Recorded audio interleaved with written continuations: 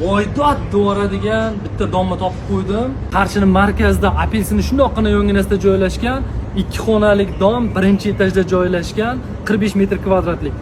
Podvali ham bor, 45 metr kvadrat pastida. Agrogeniyasini qarang, daraxtlarni qarang, gullarni qarang, olchalarni pishayotishini qarang, maza qilasiz. Bu tomonda hovli bor. 10 metrga 12 metrlik katta hovli.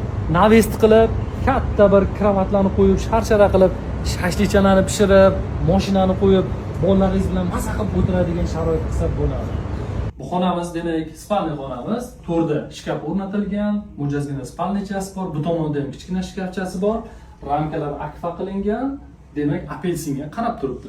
Endi asosiy xonamiz do'stlar katta shinam ramkasiga e'tibor bering. Keyin katta ramka qo'yilgan, ishlatganlik qilingan, akfa o'rnatilgan. Kondisionerigacha bor. Faqatgina chiroyli bitta asbjit qilib olish kerak. Bemalol yashasa bo'ladi. Qalin gilamchalar qo'yilgan. Bu tomonda perixoshka demak podyezdga chiqish uchun alohida eshik qilingan. Bu tomondan hovliga chiqish uchun ham alohida eshik qilingan. Sanuzel bitta xonada joylashgan, arstollarigacha bor. Mo'jazgina oshxonamiz, gaz plita va xolodilniklarigacha qoladi do'stlar. Endi akamiz bu domni narxini 375 million deyaptilar. Kelishadigan joyimiz bor. Pastda raqamlarni qoldiramiz. Biz bilan bog'laning. O'zimiz sizga olib kelib ko'rsatamiz.